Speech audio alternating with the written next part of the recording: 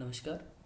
मी प्राध्यापक Kiran Pandit Bhagwat, assistant professor in Pratap college Amalner, schools of commerce and management. Today's give a lecture of business entrepreneurship किंवा व्यवसाय उद्योजकता या टॉपिकवरती आपण आजचा लेक्चर हा फ्रेमिंग केलेला आहे. या लेक्चरमध्ये आपल्याला बिझनेस अंतरप्रिनरशिप म्हणजे काय, बिझनेस अंतरप्रिनरशिपची कन्सेप्ट, त्याची डेफिनेशन, त्याचे फंक्शन्स, त्याचे ऑब्जेक्टिव्स, त्याचे कॅरेक्टरिस्टिक्स, या सर्व गोष्टी आपण या लेक्चरमध्ये पाहणार आहोत. तर बिझनेस अंतरप्रिनरशिप या शब्दाचा जो काही सोर्स आहे किंवा हा कुठून उत्पत्ती झालेला आहे, तर हा फ्रेंच भाषेतील अंत्रप्राइड या शब्दातून निर्माण झालेला आहे. मध्ये या शब्दाला एंटरप्रिनर असं म्हणत होते आणि त्यानंतर अंतरप्रिनरशिप या शब्दाची उत्पत्ती त्यापासून झालेली आहे. यामध्ये जर आपण बिझनेस अंतरप्रिनरशिप किंवा व्यावसायिक उद्योजकता याचा जर अर्थ पाहिला तर नवे तंत्र, नवीन पद्धत, संधीचा फायदा, संघटन कौशल्य, विकास या सर्व गोष्टींना मिळून बिझनेस एंटरप्रिनरशिप किंवा व्यावसायिक उद्योजकता हा होतो. त्याची जर डेफिनेशन पाहिली आपण तर विशिष्ट ध्येयाने झटवून अथक प्रयत्न करून इतरांच्या कुशलतेने कार्यवाही करण्याचे कार्य म्हणजे उद्योजकता होय, या पद्धतीने आहे. म्हणजेच काय, एखाद्या व्यक्ती एखादा ध्येय निश्चित करतो आणि ते ध्येयाप्रती इतका तो जास्त कामं करतो, झपाटून उठतो, अथक प्रयत्न करतो आणि त्यामध्ये जे इतर असतात त्यांची कार्यक्षमता तो वाढवतो आणि त्यांच्याकडनं सक्सेसफुली ते कार्य करून घेतो. आणि असा जो व्यक्ती असतो त्या व्यक्तीला किंवा त्या वातावरणाला उद्योजकता असे म्हणतात. दुसऱ्या शब्दात सांगायचं म्हटलं तर उद्योजकता म्हणजे प्रत्यक्षात कोणतीही अनुकूलता नसताना काहीतरी नव्याने उत्पन्न करण्याची व निर्माण करण्याची क्षमता होय.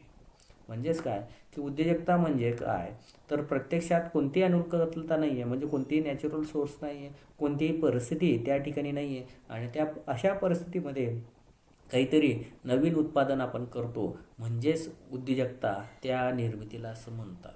बिझनेस एंटरप्रिनरशिप हे फार मोठी संकल्पना आहे, कारण या संकल्पनेचं जास्तीत जास्त इम्पॅक्ट हा देशाच्या अर्थव्यवस्थेवरती पडत असतो.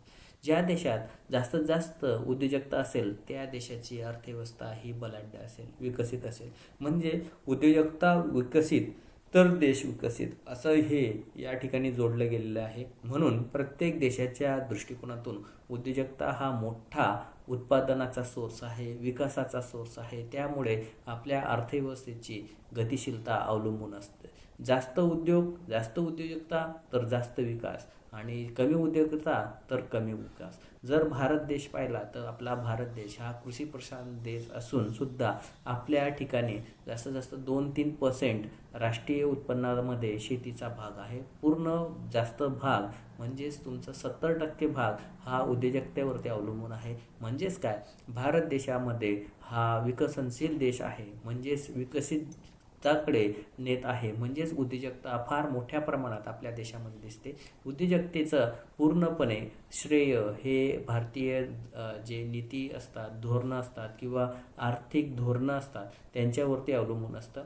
त्यामुळे उद्योजकतेला जास्तीत जास्त वाव मिळावा, जास्तीत जास्त प्रोत्साहन मिळावं आणि जास्तीत जास्त उद्योजकता आपल्या देशात आणावी यासाठी मोठमोठे कार्यक्रम या ठिकाणी राबवले गेलेत. जसं make in India, startup India, त्यानंतर स्टँडअप इंडिया, आत्मभारत योजना, मेकिंग इंडिया, डिजिटल भारत योजना, अशा अनेक योजनांमध्ये या उद्योजकतेला प्रोत्साहन देण्यासाठी आपल्या सरकारने मदत केलेली आहे, गव्हर्नमेंटने.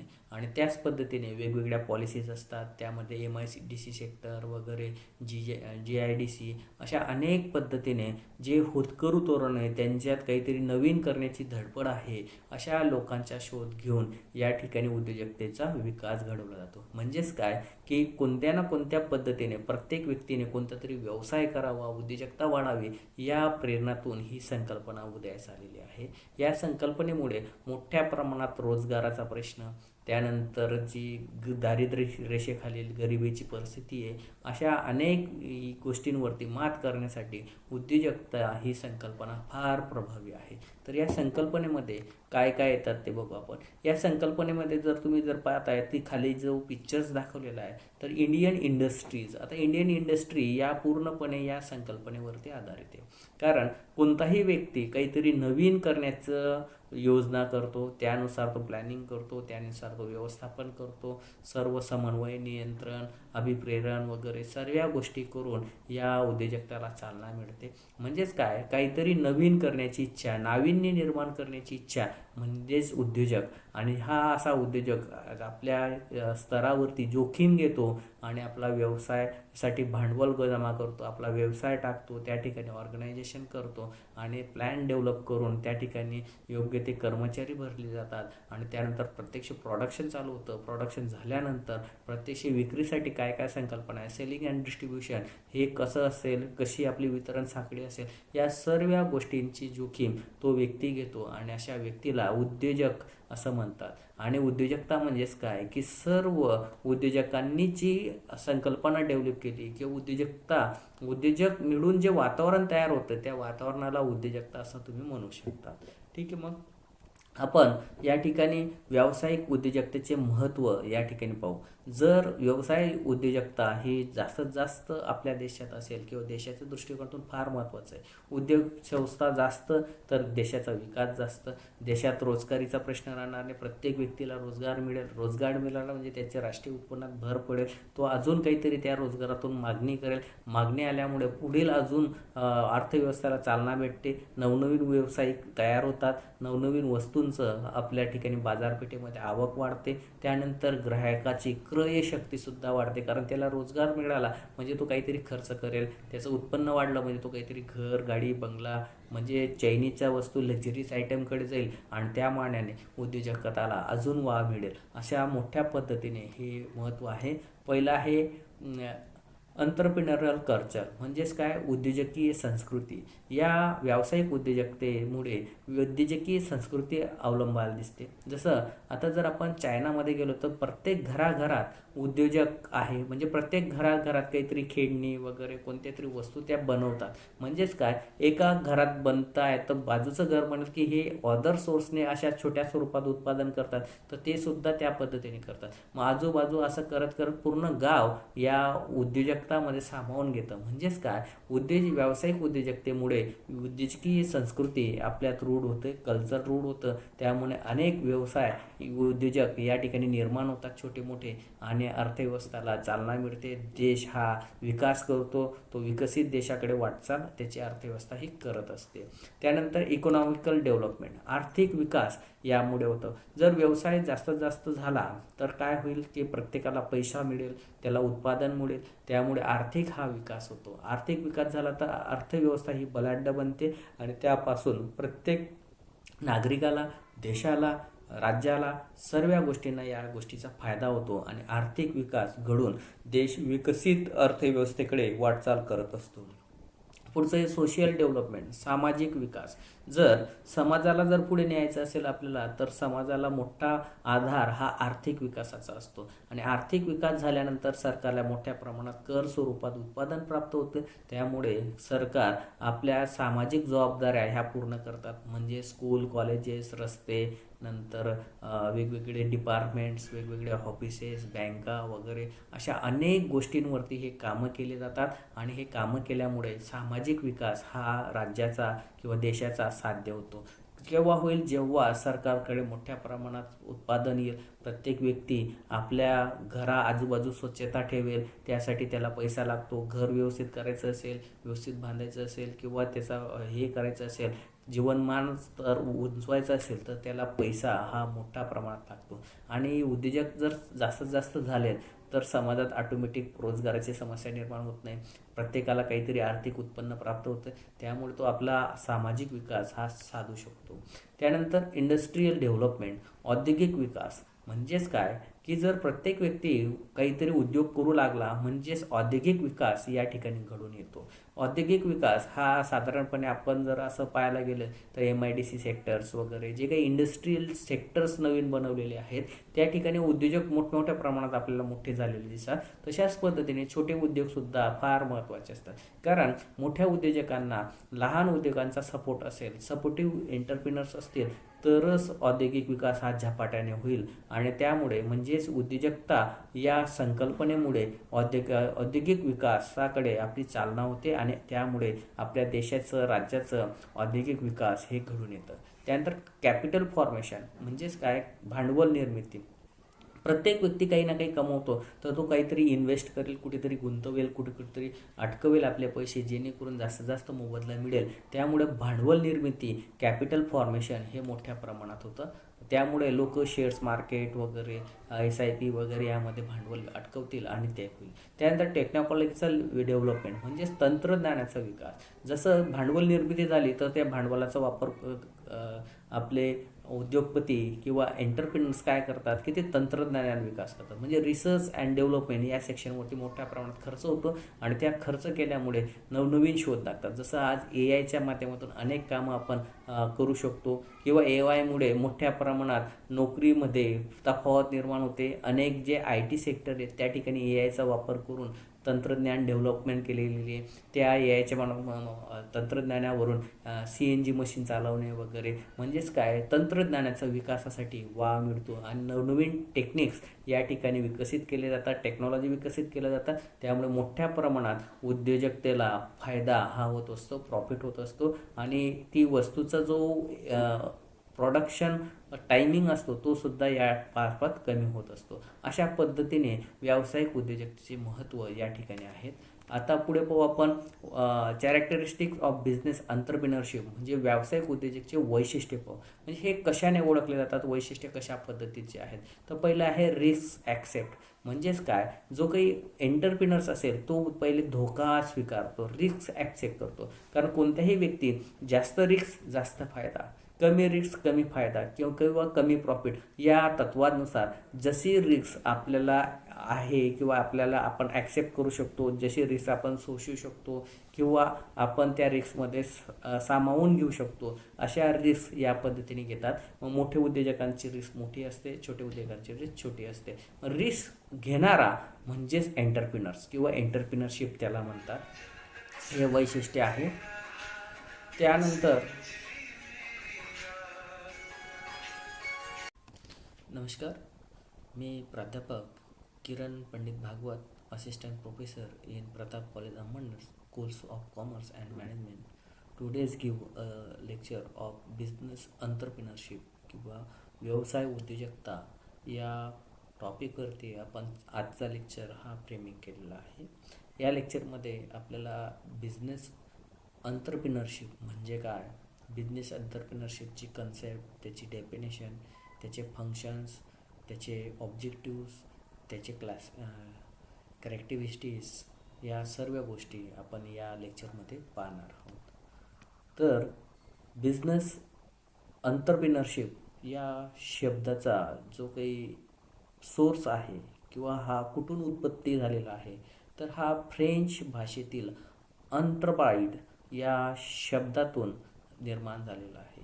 फ्रेंचमध्ये या शब्दाला एंटरप्रेन्योर असं म्हणत होते आणि त्यानंतर एंटरप्रिनरशिप या शब्दाची उत्पत्ती त्यापासून झालेली आहे. यामध्ये जर आपण बिझनेस एंटरप्रिनरशिप किंवा व्यावसायिक उद्योजकता याचा जर अर्थ पाहिला तर नवे तंत्र, नवीन पद्धत, संधीचा फायदा, संघटन कौशल्य, विकास या सर्व गोष्टींना मिळून बिझनेस एंटरप्रिनरशिप किंवा व्यावसायिक उद्योजकता हा होतो. त्याची जर डेफिनेशन पाहिली आपण तर विशिष्ट ध्येयाने झटवून अथक प्रयत्न करून इतरांच्या कुशलतेने कार्यवाही करण्याचे कार्य म्हणजे उद्योजकता होय, या पद्धतीने आहे. म्हणजेच काय, एखाद्या व्यक्ती एखादा ध्येय निश्चित करतो आणि ते ध्येयाप्रती इतका तो जास्त कामं करतो, झपाटून उठतो, अथक प्रयत्न करतो आणि त्यामध्ये जे इतर असतात त्यांची कार्यक्षमता तो वाढवतो आणि त्यांच्याकडनं सक्सेसफुली ते कार्य करून घेतो आणि असा जो व्यक्ती असतो त्या व्यक्तीला किंवा त्या वातावरणाला उद्योजकता असे म्हणतात. दुसऱ्या शब्दात सांगायचं म्हटलं तर उद्योजकता म्हणजे प्रत्यक्षात कोणतीही अनुकूलता नसताना काहीतरी नव्याने उत्पन्न करण्याची व निर्माण करण्याची क्षमता होय. म्हणजेच काय की उद्योजकता म्हणजे काय तर प्रत्यक्षात कोणतीही अनुकूलता नाही आहे, म्हणजे कोणतीही नॅचरल सोर्स नाही आहे, कोणतीही परिस्थिती त्या ठिकाणी नाही आहे आणि त्या अशा परिस्थितीमध्ये काहीतरी नवीन उत्पादन आपण करतो म्हणजेच उद्योजकता त्या निर्मितीला असं म्हणतात. बिझनेस एंटरप्रिनरशिप हे फार मोठी संकल्पना आहे, कारण या संकल्पनेचं जास्तीत जास्त इम्पॅक्ट हा देशाच्या अर्थव्यवस्थेवरती पडत असतो. ज्या देशात जास्तीत जास्त उद्योजकता असेल त्या देशाची अर्थव्यवस्था ही बलाढ्य असेल, विकसित असेल. म्हणजे उद्योजकता विकसित तर देश विकसित असं हे या ठिकाणी जोडलं गेलेलं आहे. म्हणून प्रत्येक देशाच्या दृष्टिकोनातून उद्योजकता हा मोठा उत्पादनाचा सोर्स आहे, विकासाचा सोर्स आहे. त्यामुळे आपल्या अर्थव्यवस्थेची गतिशीलता अवलंबून असते. जास्त उद्योग, जास्त उद्योजकता तर जास्त विकास आणि कमी उद्योजकता तर कमी विकास. जर भारत देश पाहिला तर आपला भारत देश हा कृषीप्रधान देश असून सुद्धा आपल्या ठिकाणी जास्तीत जास्त 2-3% राष्ट्रीय उत्पन्नामध्ये शेतीचा भाग आहे. पूर्ण जास्त भाग म्हणजेच तुमचा 70% भाग हा उद्योजकतेवरती अवलंबून आहे. म्हणजेच काय, भारत देशामध्ये हा विकसनशील देश आहे, म्हणजेच विकसितताकडे नेत आहे. म्हणजेच उद्योजकता फार मोठ्या प्रमाणात आपल्या देशामध्ये दिसते. उद्योजकतेचं पूर्णपणे श्रेय हे भारतीय जे नीती असतात, धोरणं असतात किंवा आर्थिक धोरणं असतात त्यांच्यावरती अवलंबून असतं. त्यामुळे उद्योजकतेला जास्तीत जास्त वाव मिळावा, जास्तीत जास्त प्रोत्साहन मिळावं आणि जास्तीत जास्त उद्योजकता आपल्या देशात आणावी यासाठी मोठमोठे कार्यक्रम या ठिकाणी राबवले गेलेत. जसं make in India, startup India, त्यानंतर स्टँडअप इंडिया, आत्मभारत योजना, मेकिंग इंडिया, डिजिटल भारत योजना, अशा अनेक योजनांमध्ये या उद्योजकतेला प्रोत्साहन देण्यासाठी आपल्या सरकारने मदत केलेली आहे, गव्हर्नमेंटने. आणि त्याच पद्धतीने वेगवेगळ्या पॉलिसीज असतात. त्यामध्ये MIDC सेक्टर वगैरे, GIDC अशा अनेक पद्धतीने जे होतकरू तरुण आहे त्यांच्यात काहीतरी नवीन करण्याची धडपड आहे, अशा लोकांचा शोध घेऊन या ठिकाणी उद्योजकतेचा विकास घडवला जातो. म्हणजेच काय की कोणत्या ना कोणत्या पद्धतीने प्रत्येक व्यक्तीने कोणता तरी व्यवसाय करावा, उद्योजकता वाढावी या प्रेरणातून ही संकल्पना उदयास आलेली आहे. या संकल्पनेमुळे मोठ्या प्रमाणात रोजगाराचा प्रश्न, त्यानंतर जी दारिद्र्य रेषेखालील गरिबीची परिस्थिती आहे, अशा अनेक गोष्टींवरती मात करण्यासाठी उद्योजकता ही संकल्पना फार प्रभावी आहे. तर या संकल्पनेमध्ये काय काय येतात ते बघू आपण. या संकल्पनेमध्ये जर पाहताय ती खाली जो पिक्चर्स दाखवलेला आहे तर इंडियन इंडस्ट्रीज. आता इंडियन इंडस्ट्री या पूर्णपणे या संकल्पनेवरती आधारित आहे. कारण कोणताही व्यक्ती काहीतरी नवीन करण्याचं योजना करतो, त्यानुसार तो प्लॅनिंग करतो, त्यानुसार तो व्यवस्थापन करतो, सर्व समन्वय, नियंत्रण, अभिप्रेरण वगैरे सर्व गोष्टी करून या उद्योजकताला चालना मिळते. म्हणजेच काय, काहीतरी नवीन करण्याची इच्छा, नाविन्य निर्माण करण्याची इच्छा म्हणजेच उद्योजक. आणि हा असा उद्योजक आपल्या स्तरावरती जोखीम घेतो आणि आपला व्यवसायासाठी भांडवल जमा करतो, आपला व्यवसाय टाकतो, त्या ठिकाणी ऑर्गनायझेशन करतो आणि प्लॅन डेव्हलप करून त्या ठिकाणी योग्य ते कर्मचारी भरले जातात आणि त्यानंतर प्रत्यक्ष प्रोडक्शन चालू होतं. प्रोडक्शन झाल्यानंतर प्रत्यक्ष विक्रीसाठी काय काय संकल्पना आहे, सेलिंग अँड डिस्ट्रीब्युशन हे कसं असेल, कशी आपली वितरण साखळी असेल, या सर्व गोष्टींची जोखीम तो व्यक्ती घेतो आणि अशा व्यक्तीला उद्योजक असं म्हणतात. आणि उद्योजकता म्हणजेच काय की सर्व उद्योजकांनी जी संकल्पना डेव्हलप केली किंवा उद्योजक मिळून जे वातावरण तयार होतं त्या वातावरणाला उद्योजकता असं तुम्ही म्हणू शकता. ठीक आहे, मग आपण या ठिकाणी व्यावसायिक उद्योजकतेचे महत्त्व या ठिकाणी पाहू. जर व्यवसाय उद्योजकता ही जास्तीत जास्त आपल्या देशात असेल किंवा देशाच्या दृष्टिकोनातून फार महत्त्वाचं आहे. उद्योग संस्था जास्त तर देशाचा विकास जास्त. देशात रोजगारीचा प्रश्न राहणार नाही, प्रत्येक व्यक्तीला रोजगार मिळेल. रोजगार मिळाला म्हणजे त्याच्या राष्ट्रीय उत्पन्नात भर पडेल, तो अजून काहीतरी त्या रोजगारातून मागणी करेल. मागणी आल्यामुळे पुढील अजून अर्थव्यवस्थेला चालना भेटते, नवनवीन व्यावसायिक तयार होतात, नवनवीन वस्तूंचं आपल्या ठिकाणी बाजारपेठेमध्ये आवक वाढते, त्यानंतर ग्राहकाची क्रयशक्तीसुद्धा वाढते, कारण त्याला रोजगार मिळाला म्हणजे तो काहीतरी खर्च करेल, त्याचं उत्पन्न वाढलं म्हणजे तो काहीतरी घर, गाडी, बंगला म्हणजे चायनीजच्या वस्तू, लक्झरीज आयटमकडे जाईल आणि त्या मानाने उद्योजकताला अजून वाव मिळेल. अशा मोठ्या पद्धतीने हे महत्त्व आहे. पहिलं आहे एंटरप्रेन्युरियल कल्चर, म्हणजेच काय, उद्योजकीय संस्कृती. या व्यावसायिक उद्योजकतेमुळे उद्योजकीय संस्कृती अवलंबायला दिसते. जसं आता जर आपण चायनामध्ये गेलो तर प्रत्येक घराघरात उद्योजक आहे, म्हणजे प्रत्येक घराघरात काहीतरी खेळणी वगैरे कोणत्या तरी वस्तू त्या बनवतात. म्हणजेच काय, एका घरात बनताय तर बाजूचं घर म्हणत की हे अदर सोर्सने अशा छोट्या स्वरूपात उत्पादन करतात, तर ते सुद्धा त्या पद्धतीने करतात. मग आजूबाजू असं करत करत पूर्ण गाव या उद्योजकतामध्ये सामावून घेतं. म्हणजेच काय, व्यावसायिक उद्योजकतेमुळे उद्योजकीय संस्कृती आपल्यात रूढ होते, कल्चर रूढ होतं. त्यामुळे अनेक व्यवसाय उद्योजक या ठिकाणी निर्माण होतात छोटे मोठे, आणि अर्थव्यवस्थेला चालना मिळते. देश हा विकास करतो, तो विकसित देशाकडे वाटचाल त्याची अर्थव्यवस्था ही करत असते. त्यानंतर इकॉनॉमिकल डेव्हलपमेंट, आर्थिक विकास यामुळे होतं. जर व्यवसाय जास्तीत जास्त झाला तर काय होईल की प्रत्येकाला पैसा मिळेल, त्याला उत्पादन मिळेल, त्यामुळे आर्थिक हा विकास होतो. आर्थिक विकास झाला तर अर्थव्यवस्था ही बलाढ्य बनते आणि त्यापासून प्रत्येक नागरिकाला, देशाला, राज्याला, सर्व गोष्टींना या गोष्टीचा फायदा होतो आणि आर्थिक विकास घडून देश विकसित अर्थव्यवस्थेकडे वाटचाल करत असतो. पुढचं आहे सोशल डेव्हलपमेंट, सामाजिक विकास. जर समाजाला जर पुढे न्यायचं असेल आपल्याला, तर समाजाला मोठा आधार हा आर्थिक विकासाचा असतो. आणि आर्थिक विकास झाल्यानंतर सरकारला मोठ्या प्रमाणात कर स्वरूपात उत्पादन प्राप्त होतं. त्यामुळे सरकार आपल्या सामाजिक जबाबदाऱ्या ह्या पूर्ण करतात. म्हणजे स्कूल, कॉलेजेस, रस्ते, नंतर वेगवेगळे डिपार्टमेंट्स, वेगवेगळे ऑफिसेस, बँका वगैरे अशा अनेक गोष्टींवरती हे कामं केले जातात. आणि हे कामं केल्यामुळे सामाजिक विकास हा राज्याचा किंवा देशाचा साध्य होतो.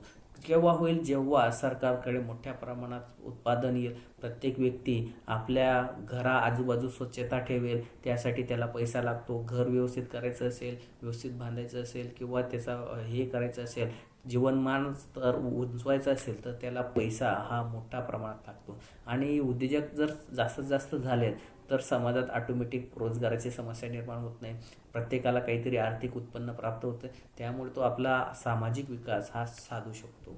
त्यानंतर इंडस्ट्रीयल डेव्हलपमेंट, औद्योगिक विकास. म्हणजेच काय की जर प्रत्येक व्यक्ती काहीतरी उद्योग करू लागला म्हणजेच औद्योगिक विकास या ठिकाणी घडून येतो. औद्योगिक विकास हा साधारणपणे आपण जर असं पाहायला गेलं तर MIDC सेक्टर्स वगैरे जे काही इंडस्ट्रीयल सेक्टर्स नवीन बनवलेले आहेत, त्या ठिकाणी उद्योजक मोठमोठ्या प्रमाणात आपल्याला मोठे झालेले दिसतात. तशाच पद्धतीने छोटे उद्योगसुद्धा फार महत्त्वाचे असतात, कारण मोठ्या उद्योजकांना लहान उद्योगांचा सपोर्ट असेल, सपोर्टिव्ह एंटरप्रिनर्स असतील, तरच औद्योगिक विकास हा झपाट्याने होईल. आणि त्यामुळे म्हणजेच उद्योजकता या संकल्पनेमुळे औद्योगिक विकासाकडे आपली चालना होते आणि त्यामुळे आपल्या देशाचं, राज्याचं औद्योगिक विकास हे घडून येतं. त्यानंतर कॅपिटल फॉर्मेशन, म्हणजेच काय, भांडवल निर्मिती.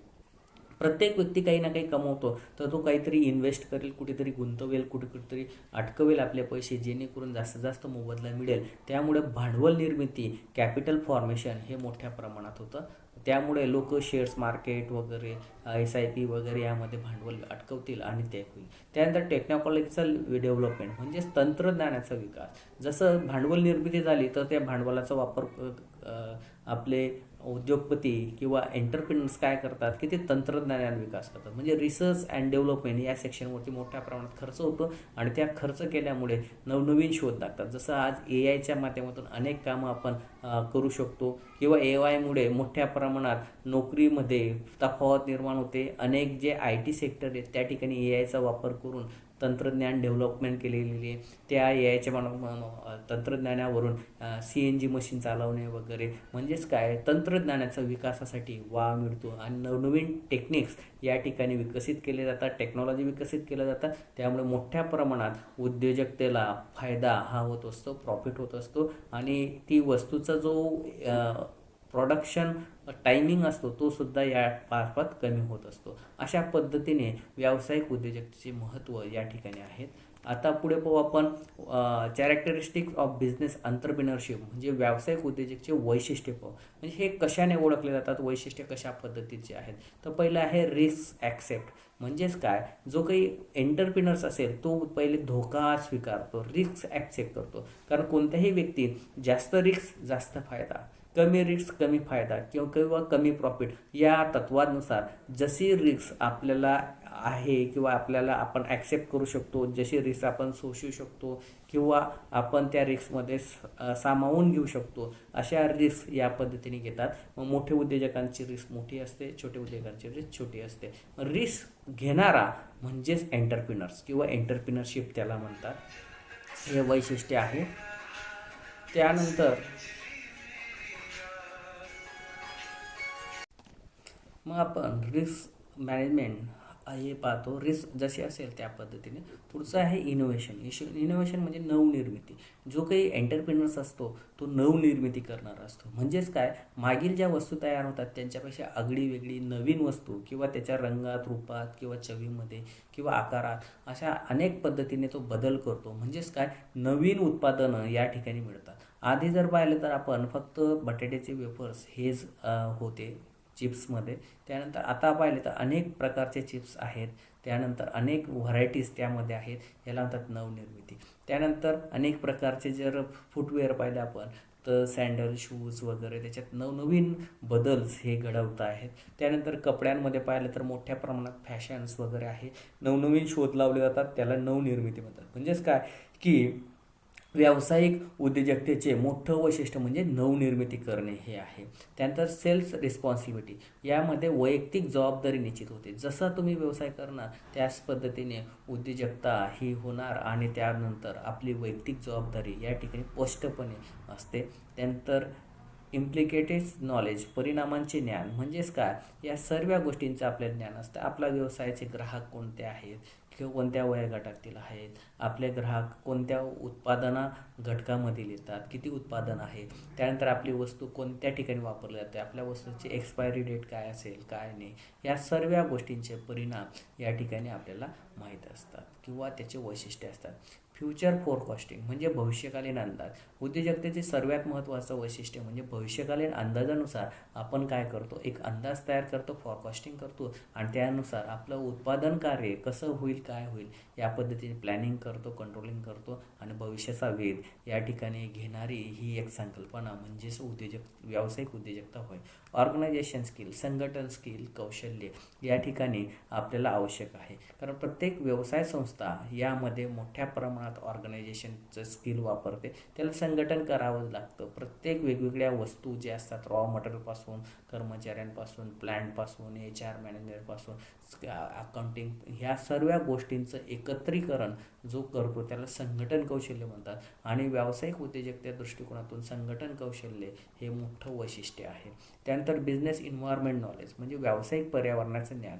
आता व्यावसायिक पर्यावरण दोन पद्धतीचे असतात, एक अंतर्गत पर्यावरण आणि एक बाहेरगत पर्यावरण किंवा एक्सटर्नल एन्व्हायरमेंट किंवा इंटरनल एन्व्हायरमेंट असं आपण त्याला म्हणतो. मग यामध्ये तुमचं पर्यावरणामध्ये अंतर्गत भागात ग्राहक वगैरे हे येत असतात.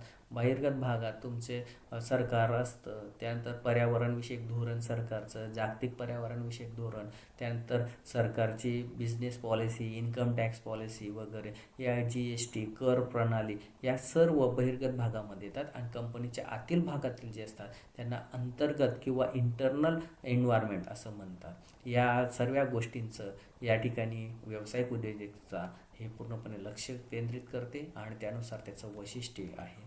त्यानंतर पुढचा भाग पाहणार आपण इम्पॉर्टन्स ऑफ बिझनेस एंटरप्रेन्योरशिप, व्यावसायिक उद्योजकतेचे महत्त्व. आता व्यावसायिक उद्योजकतेचे महत्त्व आपण पाहणार आहोत. व्यावसायिक उद्योजकतेमुळे मोठ्या प्रमाणात देशाचा, राज्याचा, व्यक्तीचा, कामगारांचा, सर्वांचा विकास होताना आपल्याला दिसतो. म्हणून ही सर्वात महत्त्वाची गोष्ट आहे. म्हणजेच एम्प्लॉयमेंट म्हणजे प्रत्येक देशात रोजगार निर्मिती हा मोठा प्रश्न निर्माण झालेला आहे आणि या प्रश्नाचे सोडवणूक म्हणजेच काय, बिझनेस एंटरप्रेन्योरशिप. प्रत्येक देशामध्ये, प्रत्येक राज्यात, प्रत्येक गावागावात जर जास्तीत जास्त उद्योजक निर्माण झाले तर रोजगारा किंवा एम्प्लॉयमेंटचा हा प्रश्न राहणार नाही. म्हणजेच रोजगार निर्मिती ही व्यावसायिक उद्योगाचे प्रमुख महत्त्व आहे. त्यानंतर सर्व्हिस सेक्टर डेव्हलपमेंट, सेवा क्षेत्रांचा विकास. सेवा क्षेत्र या ठिकाणी मोठ्या प्रमाणात विकास होतात. सर्व्हिस सेक्टर्समध्ये बँक्स वगैरे, रेस्टॉरंट्स वगैरे, हॉस्पिटल्स वगैरे हे येतात आणि जसं उद्योजक वाढतील तशा पद्धतीने आपल्याकडे सेवा क्षेत्रावरती खर्च करायला वेळ असेल आणि सेवा क्षेत्र या व्यावसायिक उद्योजकाचे सर्वात महत्त्वाचं वैशिष्ट्य. त्यानंतर ॲग्रिकल्चर डेव्हलपमेंट.